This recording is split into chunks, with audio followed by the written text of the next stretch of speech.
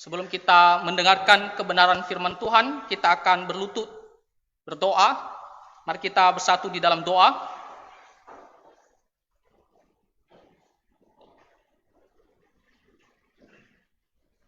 Bapa kami yang bertata di dalam kerajaan surga, Engkaulah Allah kami yang kami sembah, yang kami puji sampai selama-lamanya. Bapa, kami sangat bersyukur untuk anugerah-Mu yang begitu besar kepada kami. Engkau telah merelakan anak-Mu yang tunggal datang ke dalam dunia, mati di atas kayu salib untuk menebus dosa-dosa kami. Sehingga kami orang-orang yang berdosa, yang percaya kepada Tuhan Yesus, bisa diampuni dan beroleh hidup yang kekal. Bapa, kami juga sangat bersyukur karena Engkau terus memelihara kami, Engkau terus memimpin kami, sehingga pada hari ini kami bisa kembali beribadah dengan tubuh yang sehat dan penuh sukacita. Tuhan, ajarlah kami untuk selalu bersandar kepada Tuhan, untuk selalu hidup di dalam takut akan Tuhan. Kami berdoa untuk masa-masa sulit ini karena virus corona. Karena Tuhan, Engkau memelihara kami, menjauhkan kami dari penyakit ini, supaya kami bisa melalui wabah virus corona ini dengan selamat, dengan sukacita daripada Tuhan, dan kami bisa beribadah, bahkan melayani Tuhan. Kami berdoa untuk wabah virus corona ini, kiranya Tuhan berbelas kasihan, supaya wabah ini bisa cepat berhenti, dan kami bisa melakukan aktivitas kami bisa beribadah, dan terutama juga bisa melayani Tuhan. Kami berdoa untuk setiap jemaat-Mu yang kurang sehat. Kiranya Tuhan, Engkau memberikan mereka kesehatan, kekuatan, sehingga mereka bisa kembali melakukan aktivitas mereka dan juga datang beribadah kepada Engkau. Kami berdoa ya Tuhan, kiranya Engkau mendengarkan setiap pergumulan jemaat-Mu. Tuhan, yang menjawab setiap doa-doa mereka seturut kehendak Tuhan. Bapa, saat ini kami mau mendengarkan kebenaran firman-Mu. Kiranya Tuhan, Engkau menolong kami supaya kami bisa mengerti firman Tuhan dan kami bisa melakukannya sesuai dengan kehendak-Mu. Ampuni segala dosa dan pelanggaran kami. Kami berdoa di dalam nama Tuhan Yesus Kristus. Amin. Saudara-saudara yang terkasih di dalam Tuhan Yesus Kristus, firman Tuhan yang akan kita dengarkan pada hari ini mengajarkan kita tentang mengapa kita harus ikut Tuhan Yesus. Mengapa kita harus memutuskan untuk percaya kepada Tuhan Yesus Kristus. Ini sangat penting bagi kita semua. Sebelum kita mengambil keputusan sesuatu, kita harus tahu apa akibat daripada keputusan saya itu. Banyak orang yang kita beritakan Injil, mereka harus tahu mengapa mereka harus percaya kepada Tuhan Yesus. Karena ini sangat penting dalam kehidupan kita. Ini berbicara tentang kehidupan di masa yang akan datang. Ini menentukan di manakah kita akan berada. Kita hidup dalam dunia ini hanya sementara saja. Kita tidak hidup dalam dunia ini selama-lamanya. Setelah itu kita akan meninggalkan dunia ini, kita akan masuk ke dunia yang kekal. Berada. Apakah kita akan berada di tempat yang bahagia, atau kita berada di tempat penghukuman, di tempat penyiksaan karena dosa-dosa kita? Jadi kita harus tahu mengapa kita harus percaya kepada Tuhan Yesus Kristus. Mengapa kita harus mengambil keputusan hanya mengikut Tuhan Yesus Kristus dan bukan yang lain? Ini juga membantu kita supaya dalam menjalani kehidupan kita sehari-hari, kita tidak ada rasa putus asa, kita tidak ada rasa kecewa. Karena kita tahu ketika saya sudah menjadi orang Kristen, saya tahu di manakah saya akan pergi nantinya. Sehingga memberikan kita suatu penghiburan, kekuatan dalam menjalani kehidupan kita sehari-hari. Meskipun itu di masa-masa sulit. Tetapi ketika kita mengingat bahwa kita sudah mengambil keputusan untuk percaya Tuhan Yesus, maka kita bisa menjalaninya dengan kesabaran, dengan ketabahan. Karena kita tahu kita sudah percaya kepada Tuhan Yesus dan apa yang akan kita dapatkan. Sangat penting bagi kita semua untuk mengetahui apa yang akan kita terima ketika kita percaya kepada Tuhan Yesus. Jangan salah pilih, jangan salah mengambil keputusan. Jangan sampai pada akhirnya kita kecewa. Melalui firman Tuhan ini memberitahukan kepada kita apa upah ketika kita mengikut Tuhan Yesus. Mengapa mengikut Tuhan Yesus tidak sia-sia, tidak salah, tetapi adalah keputusan yang benar dalam mengikut Tuhan Yesus. Nah, tetapi sebelum kita mendengarkan penjelasan dari firman Tuhan yang sudah kita bacakan di Lukas pasal 18 ayat 28 sampai 30, kita harus melihat dulu latar belakang dari bagian firman Tuhan ini. Latar belakang dari bagian firman Tuhan ini itu dimulai dari ayat yang ke-18. Nah, di situ di ayat yang ke-18 dikatakan ada seorang pemimpin bertanya kepada Yesus. Dia mengatakan, "Guru yang baik, apa yang harus aku perbuat untuk memperoleh hidup yang kekal?" Jawab Tuhan Yesus, "Mengapa kau katakan aku baik? Tak seorang pun yang baik selain daripada Allah saja." Di sini ada seorang yang kaya, dia datang kepada Tuhan Yesus. Dan ada dua hal yang menarik dari perkataannya ini kepada Tuhan Yesus. Yang pertama, dia memanggil Tuhan Yesus sebagai guru yang baik. Artinya, orang ini ketika dia melihat banyak sekali pengajar, banyak guru-guru, tetapi dia melihat Tuhan Yesus ini beda daripada yang lain. Sehingga dia mengatakan guru yang baik. Lalu Tuhan Yesus mengatakan, "Mengapa engkau menyebut aku guru yang baik? Padahal yang baik itu hanya Tuhan Allah saja." Nah, di sini maksud Tuhan Yesus adalah, kalau engkau mengatakan, "Aku adalah guru yang baik," sedangkan yang baik itu hanyalah Tuhan Allah saja, itu artinya, apakah engkau juga mau mengakui bahwa aku adalah Allah? Karena yang baik itu hanya adalah Allah. Di sini kita melihat bahwa Tuhan Yesus secara tidak langsung, dia menyatakan bahwa dirinya adalah Allah. Pribadi kedua daripada Allah Tritunggal. Nah, itu yang pertama. Yang kedua, yang menarik di sini, dikatakan di bagian terakhir, apa yang harus aku perbuat untuk memperoleh hidup yang kekal? Artinya, orang ini dia percaya setelah kita meninggalkan dunia ini, ada suatu waktu yang dimana sifatnya kekal. Ada namanya dunia kekal. Ada namanya sorga. Sehingga dia mau ketika nanti meninggalkan dunia ini, ingin pergi ke tempat yang kekal itu, tempat bahagia itu, ke sorga itu. Makanya dia datang kepada Tuhan Yesus. Tuhan Yesus, bagaimana? Apa yang harus aku lakukan supaya aku bisa mendapatkan kehidupan yang kekal itu? Nah, setiap orang harus memikirkan hal ini. Kenapa? Karena kita hidup dalam dunia ini hanyalah sementara. Kita harus memikirkan jauh ke depan. Bukan hanya masalah urusan dunia ini, bukan hanya masalah hidup di dunia ini, tapi kita harus memikirkan juga jauh ke depan. Setelah kita tinggalkan dunia ini, kita akan kemana? Dan di sini, orang ini dia percaya ada kehidupan kekal, ada sorga di mana kita akan bersama-sama dengan Tuhan Allah. Dan dia mau masuk ke situ. Makanya dia bertanya kepada Tuhan Yesus. Tuhan Yesus, apa yang harus aku perbuat supaya aku bisa pergi ke tempat sorga itu, supaya aku bisa mendapatkan kehidupan yang kekal itu? Lalu apa jawab Tuhan Yesus? Tuhan Yesus memberikan syarat supaya kita bisa mendapatkan kehidupan yang kekal.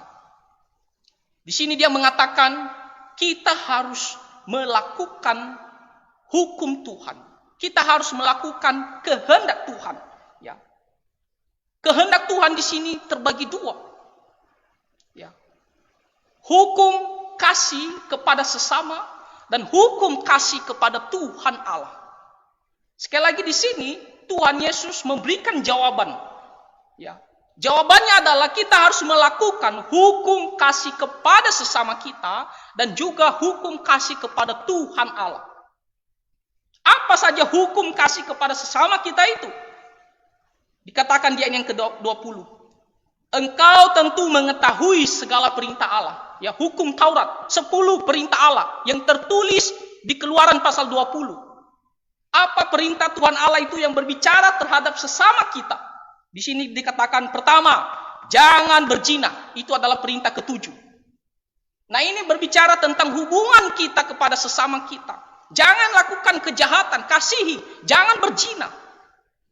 Karena itu menyakiti sesama kita. Dan juga berdosa kepada Tuhan Allah. Lalu dikatakan lagi, jangan membunuh. Ini juga berbicara tentang kasih kita kepada sesama kita. Kita tidak boleh berbuat jahat, menyakiti hati, apalagi membunuh orang tersebut. Selanjutnya dikatakan, jangan mencuri. Ini juga berbicara tentang kasih kita kepada sesama kita. Tidak boleh mengambil hak orang lain, merampas milik orang lain. Jangan mencuri. Lalu dikatakan lagi, jangan mengucapkan saksi dusta. Ya, bersaksi dusta tentang orang lain. Yang dia tidak lakukan, kita pergi ucapkan, katakan dia sudah melakukan.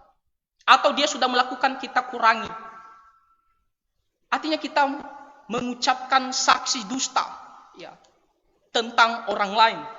Lalu dikatakan selanjutnya, hormatilah ayahmu dan ibumu. Ini juga berbicara tentang hubungan kita kepada sesama, tetapi khusus kepada orang tua kita. Kita harus menghormati ayah dan ibu kita. Karena mereka lah yang melahirkan kita di dunia ini. Mereka lah yang mendidik kita. Mereka lah yang membesarkan kita. Maka sebagai anak kita harus menghormati mereka. Ini semuanya adalah berbicara tentang hukum kasih terhadap sesama kita. Nah, ketika Tuhan Yesus mengatakan demikian, bagaimana dengan orang ini? Apakah dia ada melakukannya? Apakah dia ada patuh terhadap hukum kasih kepada sesama ini? Kalau kita melihat di ayatnya yang ke-21, dia mengatakan, semuanya itu telah kuturuti sejak masa mudaku. Wah, sangat hebat. Dia mengatakan, saya sudah melakukan hal itu. Saya sudah patuh. Saya sudah tunduk terhadap perintah hukum kasih kepada sesama ini. Bahkan sejak masa mudanya. Dia telah mengasihi, belajar mengasihi dan berusaha mengasihi sesamanya. Dia tidak melanggar perintah ini. Dan di sini Tuhan Yesus tidak menyangkalnya. Tuhan Yesus tidak mengatakan, kamu tidak berkata jujur. Tidak. Di sini Tuhan Yesus tidak menyangkalnya. Artinya bahwa dia ini memang sungguh-sungguh ada melakukan. Nah, tetapi setelah hukum kasih kepada sesama telah dilakukannya, kehendak Tuhan yang satunya adalah hukum kasih kepada Tuhan Allah kita. Bagaimana kasih kita kepada Tuhan Allah kita? Ini yang paling penting. Tuhan Yesus mengatakan di ayat yang ke-22. Mendengar itu Yesus berkata kepadanya, masih tinggal satu hal lagi. Ingat, hukum kasih kepada sesamanya, dia telah melakukan dan Tuhan Yesus tidak menyangkalnya. Di sini Tuhan Yesus mengatakan, masih tinggal satu hal lagi. Artinya Tuhan Yesus, ya, secara tidak langsung menyetujui bahwa orang ini telah mengasihi sesamanya. Tetapi ada satu lagi, yaitu berbicara tentang hukum kasih kepada Tuhan Allah. Apa yang dikatakan Tuhan Yesus? Masih tinggal satu hal lagi yang harus kau lakukan. Jualah segala yang kau miliki dan bagi-bagikanlah itu kepada orang-orang miskin. Maka engkau beroleh harta di sorga. Kemudian datanglah kemari dan ikutlah aku. Ayat firman Tuhan ini jangan disalah tafsir. Jangan salah dimengerti. Di sini tidak mengajarkan kita, kalau kita mau mengikut Tuhan Yesus, maka kita harus menjual harta kita. Kita harus membagi-bagikannya kepada orang miskin. Tidak. Di sini tidak mengajarkan kita untuk menjadi orang miskin sebagai syarat untuk mengikut Tuhan Yesus. Tidak. Di sini poinnya tidak berbicara tentang status orang kaya dan status orang miskin. Jangan sampai kita salah mengerti dari firman Tuhan ini. Lalu kita berpikir kalau begitu di dalam kekristenan kita disuruh, kalau kita mau mengikut dia kita harus jual dulu semua harta kita jadi orang miskin, barulah kita boleh mengikut Tuhan Yesus. Itu adalah suatu kesalahpahaman. Bukan ini yang dimaksud daripada firman Tuhan ini. Itu yang dulu yang harus kita tahu. Kalau kita melihat di dalam Alkitab, ada beberapa tokoh Alkitab yang kaya. Misalnya Abraham, Ayub, Salomo. Mereka ini punya harta. Mereka ini diberkati oleh Tuhan. Lalu di bagian firman Tuhan lain, kita diajarkan supaya kita bekerja dan berdoa, maka Tuhan akan memberkatinya. Jadi di sini jangan salah paham bahwa di sini diajarkan bahwa ketika kita menjadi orang Kristen, pengikut Tuhan Yesus harus meninggalkan harta kita dan segala sesuatu. Tidak. Tetapi apa yang dimaksud daripada ayat firman Tuhan ini? Yang dimaksud daripada ayat firman Tuhan ini adalah berbicara tentang hati kita. Berbicara tentang kasih kita kepada Tuhan Allah. Kasih kita kepada Tuhan Allah harus melebihi daripada segala sesuatu, termasuk harta kita. Hati kita hanya melekat kepada Tuhan Allah dan bukan kepada harta benda. Iman kita hanya kepada Tuhan Allah dan bukan kepada harta benda. Di sini Tuhan Yesus yang adalah Maha Tahu. Dia tahu hati orang ini. Dia tahu bahwa kasihnya kepada Tuhan Yesus tidak lebih besar daripada kasihnya kepada hartanya. Imannya tidak melebihi, imannya kepada Tuhan Yesus tidak melebihi dengan imannya kepada hartanya. Hatinya hanya melekat kepada hartanya. Jadi ini berbicara tentang bagaimana kasih kita kepada Tuhan Allah. Apakah kasih kita bisa melebihi daripada segala sesuatu? Apakah iman kita hanya kepada Tuhan Allah? Apakah hati kita hanya melekat kepada Tuhan Allah? Harta adalah harta. Itu adalah berkat daripada Tuhan. Kalau Tuhan kasih kita harta, puji Tuhan. Kita bersyukur. Tetapi ingat, iman kita tidak boleh terhadap harta. Hati kita tidak boleh melekat kepada harta. Kasih kita tidak boleh melebihi daripada kasih kita kepada Tuhan Yesus. Kasih kita kepada harta tidak boleh melebihi kasih kita kepada Tuhan Yesus. Kita bersyukur kalau Tuhan memberikan kita banyak berkat secara materi. Tetapi ingat selalu, hati kita hanya melekat kepada Tuhan Allah. Kasih kita harus melebihi daripada segala sesuatu. Kasih kita kepada Tuhan Yesus harus melebihi daripada segala sesuatu. Di sini orang ini hatinya melekat kepada hartanya. Kasihnya kepada hartanya tidak lebih besar daripada kasihnya kepada Tuhan Yesus. Kita bisa melihat bagaimana reaksinya, bagaimana responnya. Di ayat yang ke-23 dikatakan ketika orang itu mendengar perkataan itu, ia menjadi amat sedih sebab ia sangat kaya. Di sini tidak dikatakan hanya sedih, tetapi amat, sungguh, sangat, begitu sedih. Itu menandakan bahwa memang imannya hanya kepada hartanya ini. Hatinya melekat kepada semuanya ini. Jadi ketika Tuhan Yesus mengatakan, jualah segala sesuatu, ikutlah aku. Maka hatinya begitu sedih. Tidak rela. Kenapa tidak rela? Karena memang hatinya selama ini di situ. Tidak rela meninggalkan semuanya itu. Firman Tuhan mengatakan dia amat sedih. Ayat yang ke-24, lalu Tuhan Yesus memandang dia dan berkata, alangkah sukarnya orang beruang masuk ke dalam kerajaan Allah. Harta itu bukan masalah, harta itu bukan dosa.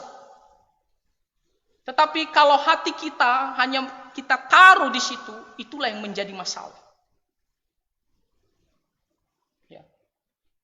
Harta adalah berkat daripada Tuhan. Tapi ingat, kita tidak boleh bersandar kepadanya. Kita tidak boleh mengasihi dia melebihi daripada mengasihi Tuhan Allah kita. Ya, kebanyakan orang di luar sana, kenapa bisa jatuh di dalam dosa? Kenapa tidak bisa mengikut Tuhan? Karena segala urusan duniawi ini, godaan itu mengalahkan dia. Karena berurusan dengan harta duniawi, sehingga dia lupa kepada Tuhan Allah. Dia tidak bisa mengikut Tuhan Allah. Itu menjadi godaan. Tidak bisa disangkal. Godaan itu begitu besar. Tetapi bukan tidak mungkin. Banyak tokoh-tokoh dalam Alkitab yang punya berkat, tapi mereka bisa mengalahkan godaan itu. Mereka tetap hanya melekatkan hati mereka kepada Tuhan Allah. Itu yang harus kita pelajari. Itu yang harus kita ambil. Lalu di sini dikatakan ayat yang ke-25. Sebab lebih mudah seekor unta masuk melalui lubang jarum daripada seorang kaya masuk ke dalam kerajaan Allah. Ini adalah suatu perumpamaan untuk menekankan bahwa begitu besar godaan bagi orang-orang yang memiliki banyak materi. Itu tak bisa disangkal. Besar godaan, tetapi kalau kita bisa mengalahkan godaan tersebut, maka tidak masalah. Lalu dikatakan di sini ayat yang ke-26, dan mereka yang mendengar itu berkata, jika demikian siapakah yang diselamatkan? Kata Yesus, apa yang tidak mungkin bagi manusia, mungkin bagi Allah. Bagi Tuhan Allah tidak ada yang tidak mungkin. Tuhan Allah bisa mencondongkan hati seseorang, mengubah hati seseorang yang sesat untuk bisa mengikut Dia. Sama seperti kita sebelumnya. Kita adalah orang-orang yang tidak mengenal Tuhan. Kita sesat, tetapi dengan anugerah Tuhan, Dia dapat mengubah hati kita. Tidak ada yang mustahil bagi Tuhan, Dia bisa mengubah hati kita untuk datang kepada Dia. Nah, jadi inilah latar belakang dari Lukas pasal 18 ayat 28 sampai 30. Berbicara tentang seorang yang mau mendapatkan kehidupan yang kekal. Dan Tuhan Yesus mengatakan, kamu harus meninggalkan semua, ikutlah aku. Kamu harus menunjukkan bahwa kasihmu lebih besar daripada kasihmu kepada Tuhan lebih besar daripada segala sesuatu. Dan dia, Tuhan tahu bahwa hatinya memang bukan kepada Tuhan Allah. Dia tidak sungguh-sungguh mengasihi Tuhan Allah. Makanya dia begitu sedih. Nah, sekarang ketika selesai pembicaraan itu, maka ada seorang murid. Di sini dikatakan Petrus.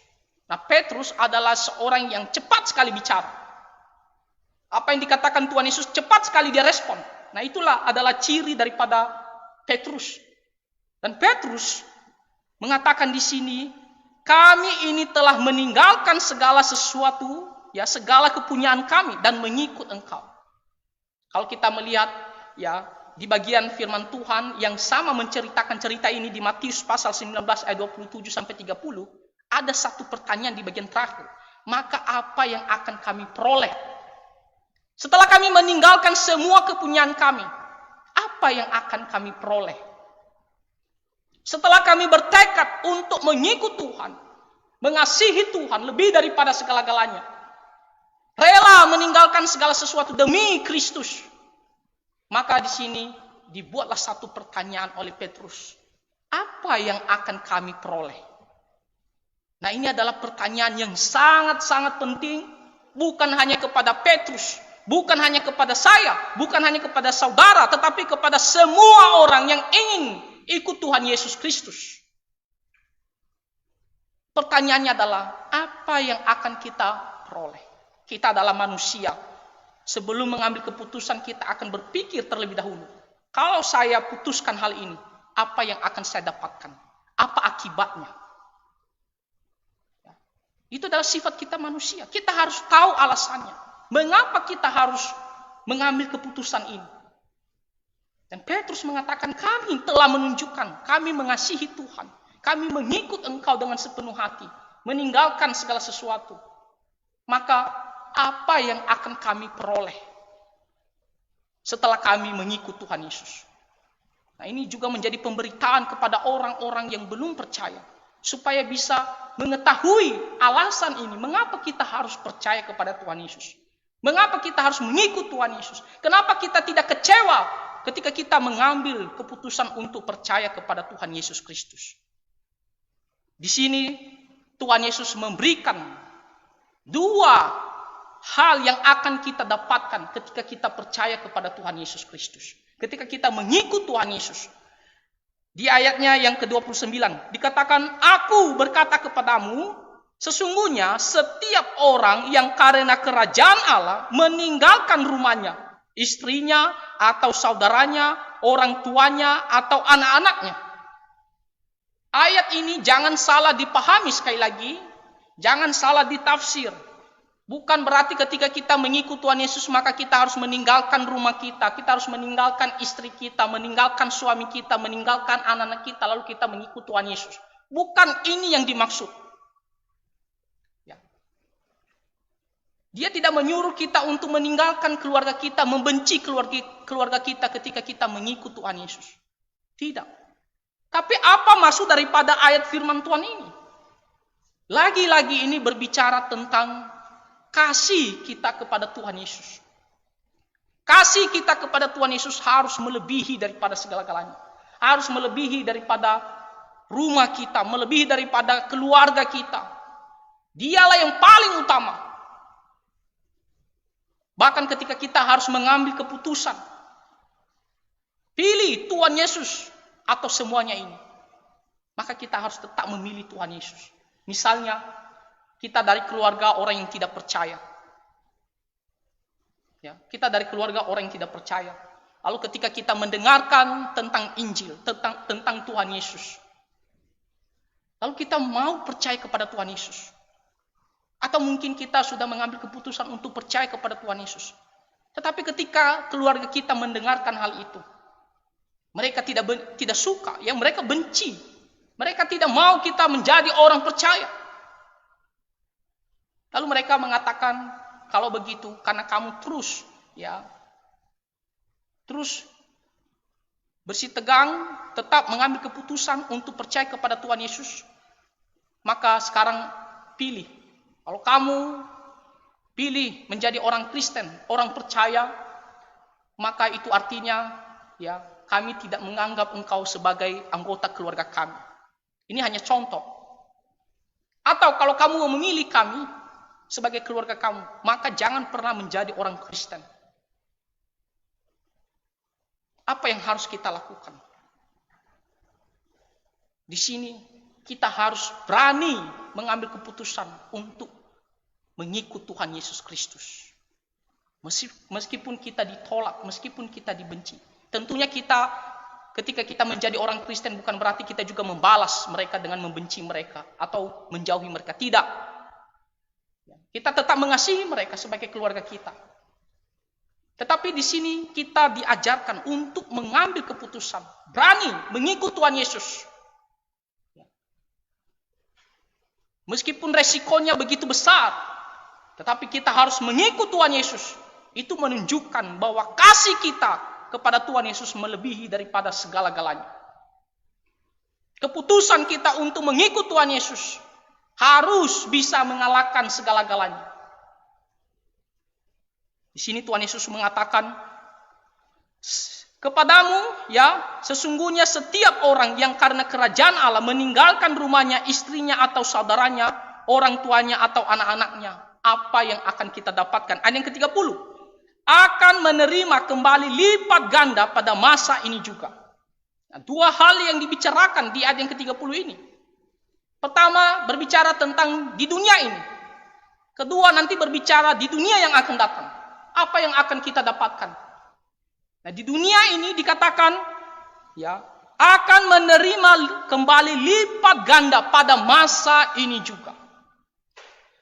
Ayat firman Tuhan ini adalah ayat yang begitu disukai oleh beberapa gereja, beberapa pendeta di luar sana. Yang mengajarkan, kalau kamu ikut Tuhan Yesus, kamu akan menjadi kaya. Kalau kamu percaya kepada Tuhan Yesus, hartamu akan berlipat ganda. Ikut Tuhan Yesus, maka kamu akan berhasil memiliki segala sesuatu.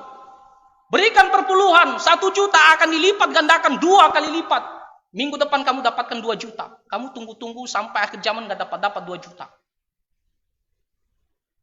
Ini adalah suatu pengajaran yang sesat.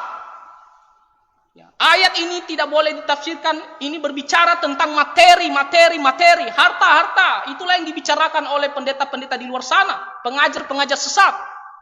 Yang membawa orang kepada Kristen hanya untuk harta, untuk urusan duniawi ini saja. Ya, harus bertobat. Bukan maksud, ya firman Tuhan bukan ini maksudnya. Tidak identik dan kunci hanya kepada harta. Mereka mengatakan, lihat Tuhan Yesus mengatakan, ya engkau akan menerima kembali lipat ganda. Jadi kalau kamu meninggalkan ya hartamu sekian banyak, nanti waktu kamu menjadi orang percaya, kamu akan dikasih Tuhan Yesus 2 kali lipat. Saudara-saudara, ini adalah suatu pemahaman yang salah. Kalau ini benar, kita mau bertanya, para rasul. Di sini Petrus dan semua para rasul.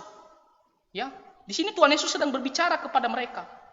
Kalau kita melihat kehidupan mereka, ketika mereka ikut Tuhan Yesus, khususnya setelah Tuhan Yesus naik ke sorga, apakah mereka menjadi orang kaya?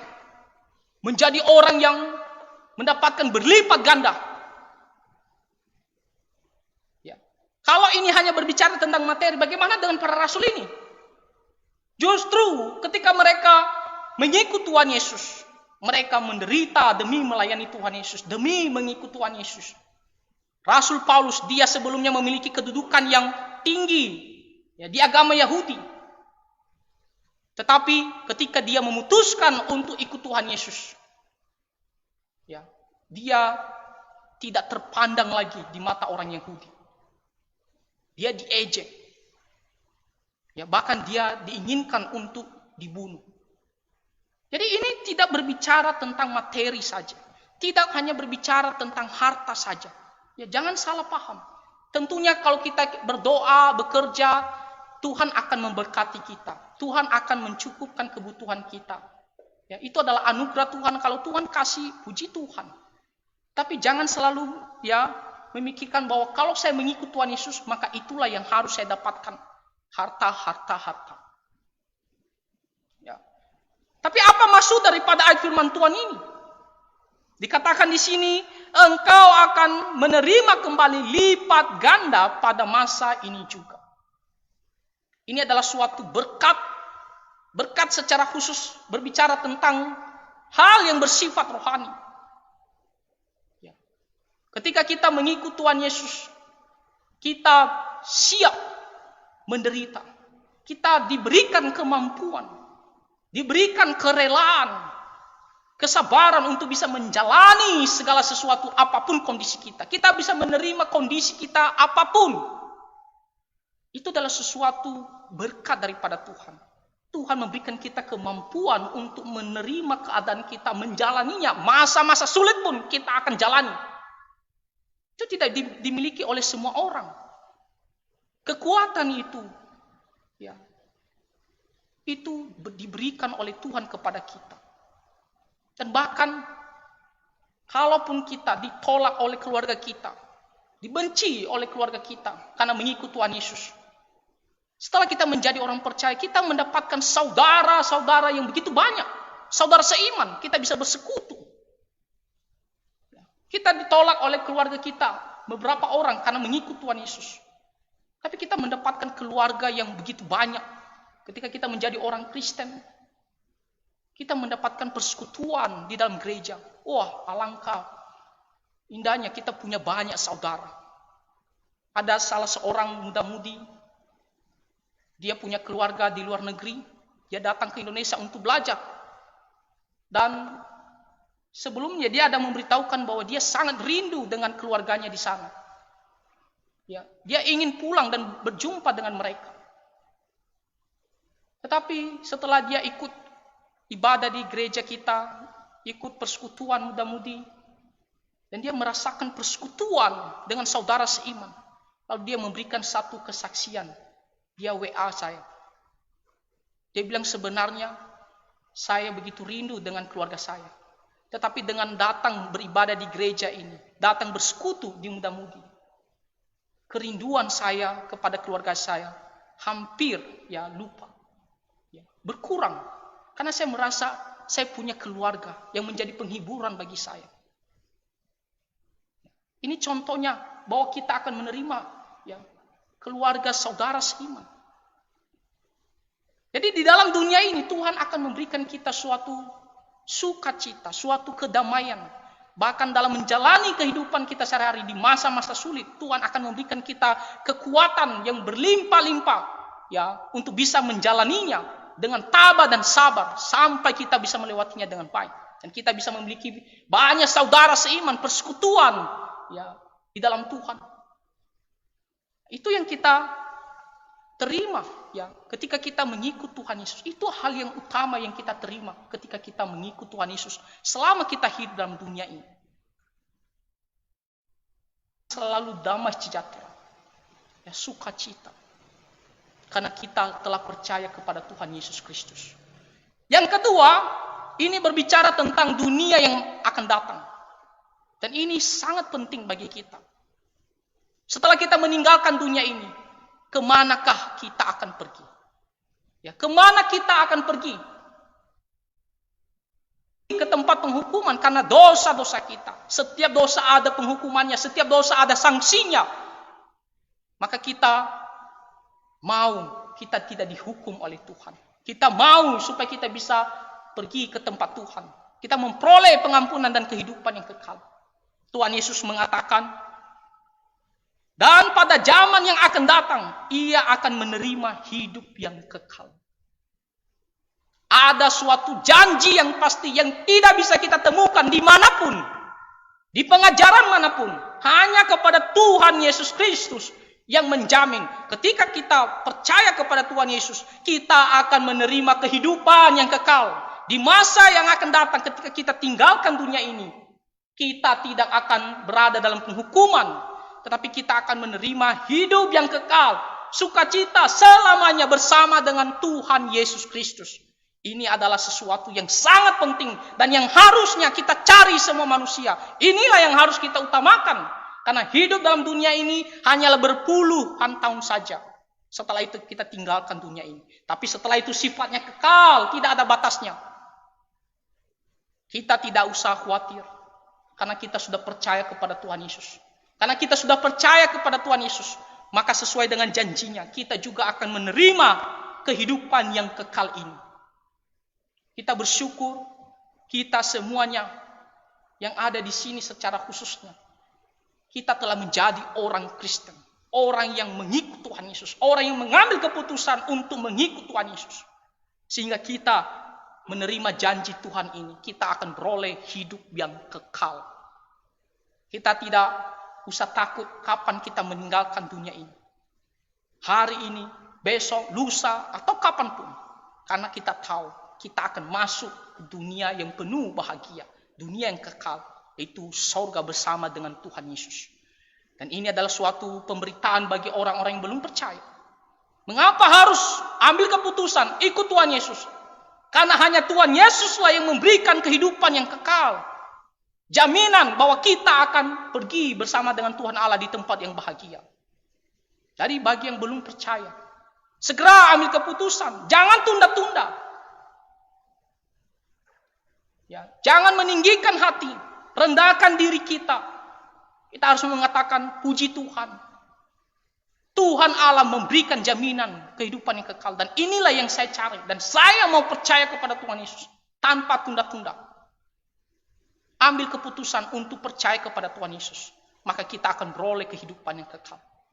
Lalu bagi kita yang sudah percaya kepada Tuhan Yesus. Ini juga menjadi penghiburan bagi kita. Ini menjadi kekuatan bagi kita. Dalam menjalani kehidupan kita sehari-hari yang penuh kesulitan. Apalagi di masa wabah virus corona ini. Mungkin kita mendapatkan kesusahan, mendapatkan kesulitan. Tapi kita menjadi terhibur. Kita menjadi kuat. Kita bisa dengan tabah menjalaninya. Karena kita ingat selalu pengharapan, janji Tuhan, kehidupan yang kekal di masa yang akan datang. Kita tidak akan pernah putus asa, tidak akan pernah kecewa menjadi orang Kristen. Masa-masa sulit, apapun keadaan kita bisa jalani dengan sabar. Kenapa? Karena kita selalu ingat ada kehidupan yang kekal yang telah Tuhan Yesus janji kepada kita. Jadi kita yang ada di sini yang mendengarkan khotbah ini, kalau kita sekarang dalam kesusahan, dalam kesulitan, atau dalam keadaan apapun yang membuat kita bergumul, maka ingat selalu pengharapan ini, dan ini menjadi penghiburan bagi kita, menjadi kekuatan bagi kita. Bahkan kita bisa selalu bersyukur dalam penderitaan pun. Kenapa? Karena kita ingat ada kehidupan yang kekal. Ya, kita mungkin menderita dalam dunia ini hanya sementara saja. Tetapi setelah itu kita akan menerima kehidupan yang kekal, sukacita bersama dengan Tuhan Yesus. Nah, jadi saudara-saudara, apa yang menjadi firman Tuhan pada hari ini bagi kita semua? Firman Tuhan bagi kita semua hari ini adalah kita harus ikut Tuhan Yesus. Kita harus terus percaya kepada Tuhan Yesus sampai akhir hidup kita. Karena Tuhan Yesus telah menjanjikan kepada kita suatu kebahagiaan yang kekal. Terutama ketika kita tinggalkan dunia ini, kita akan pergi bersama dengan Dia. Kita tidak akan dihukum lagi, tapi kita akan menerima kehidupan selama-lamanya bersama dengan Tuhan Yesus. Itu adalah suatu sukacita yang besar. Oleh karena itu kita harus percaya kepada Tuhan Yesus. Bagi yang belum percaya, segera percaya kepada Tuhan Yesus. Dan ketika kita menjalani kehidupan kita sehari-hari dalam masa-masa sulit, kita harus tetap sabar dengan tabah. Karena ada penghiburan bagi kita, yaitu Tuhan memberikan kita kehidupan yang kekal bagi yang percaya kepada Tuhan Yesus Kristus. Jadi puji Tuhan, kita bisa ikut Tuhan Yesus dan kita akan menerima kehidupan yang kekal. Itulah yang kita dapatkan ketika kita memutuskan untuk percaya kepada Tuhan Yesus Kristus. Kiranya Tuhan menolong dan memberkati kita semua. Mari kita bersatu dalam doa. Bapa Surgawi, kami sangat bersyukur karena firman-Mu, Tuhan Yesus telah menjanjikan kehidupan yang kekal bagi kami yang percaya kepada Tuhan Yesus. Kami bersyukur ya Tuhan, karena kami bisa percaya kepada Engkau. Dan kami tahu sesuai dengan janji-Mu, kami akan menerima pengampunan dosa dan kehidupan yang kekal. Ketika kami meninggalkan dunia ini, kami akan pergi bersama-sama dengan Tuhan Yesus. Hiburkanlah kami ya Tuhan, khususnya dalam menghadapi masa-masa sulit, supaya kami bisa terus menjalaninya dengan kekuatan daripada Tuhan. Dan kiranya orang-orang yang belum percaya kepada Tuhan Yesus, supaya mereka juga bisa Engkau bukakan hati mereka ketika mereka mendengarkan Injil untuk percaya kepada Tuhan Yesus Kristus. Tuhan berkatilah firman-Mu dalam hati kami semua. Dan ampuni dosa dan pelanggaran kami. Kami berdoa di dalam nama Tuhan Yesus Kristus. Amin.